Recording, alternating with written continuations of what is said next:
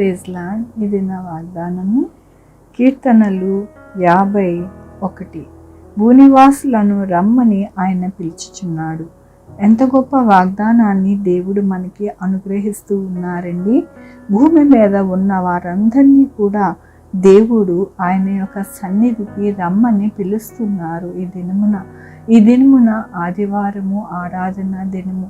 ఆ దినమున దేవుడే మనల్ని ఆయన సన్నిధికి ఆహ్వానిస్తూ ఉన్నారు.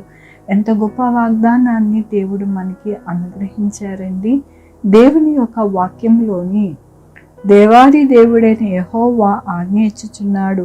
తూర్పు దిక్కును మొదలుకొని పడమర దిక్కు వరకు పరిపూర్ణ సౌందర్యము గల సియోనులో నుండి దేవుడు ప్రకాశించుచున్నాడు.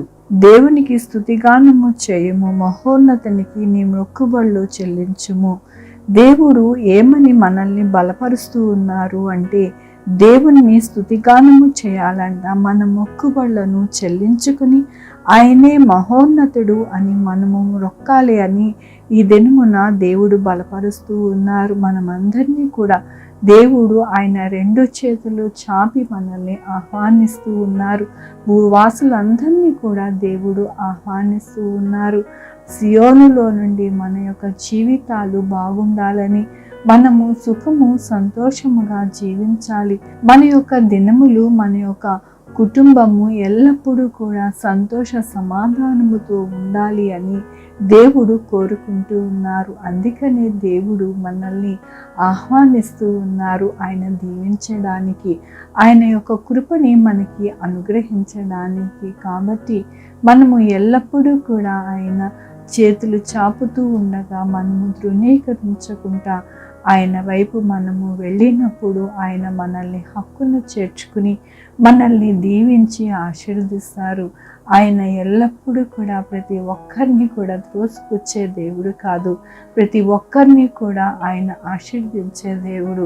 ఆయన యందు ఎల్లప్పుడూ కూడా వారిని ఎంతో సంతోషముగా ఉంచుకున్న దేవుడు.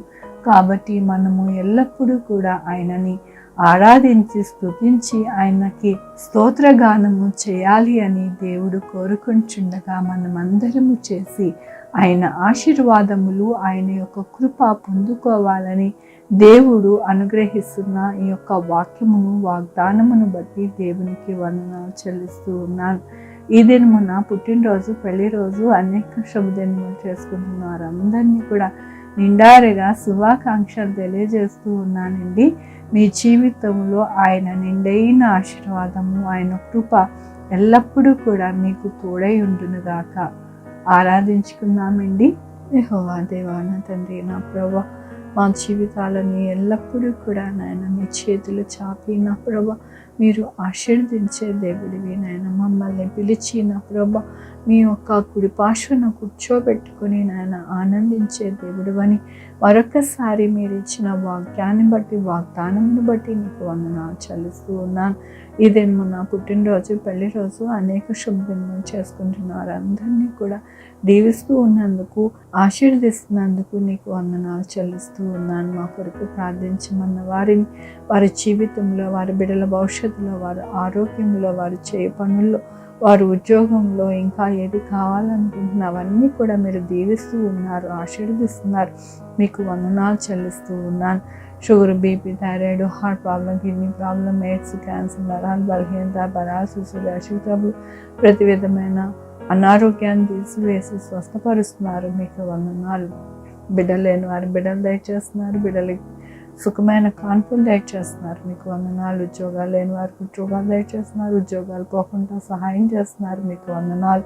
2-వీలర్, 4-వీలర్, బస్సెస్, ట్రైన్స్, ఏరోప్లేన్లో ప్రయాణిస్తూ ఉన్న వారందరినీ కూడా నాకు సురక్షితముగా వారిని తీసుకొని వెళ్ళి వారి గమ్యాలని చేరుస్తూ ఉన్నారు. మీకు వందనాలు. ఎవరికి కరోనా రాకుండా సహాయం చేస్తున్నారు. మీకు వందనాలు. పోలీస్ వారిని, శానిటరీ వారిని, డాక్టర్స్ని, మెడికల్ స్టాఫ్ని నాకు భద్రపరుస్తున్నారు. మీకు వందనాలు. హాస్పిటల్లో ఉన్న బిడ్డల్ని హీల్ అవుతున్నారు. మీకు వందనాలు.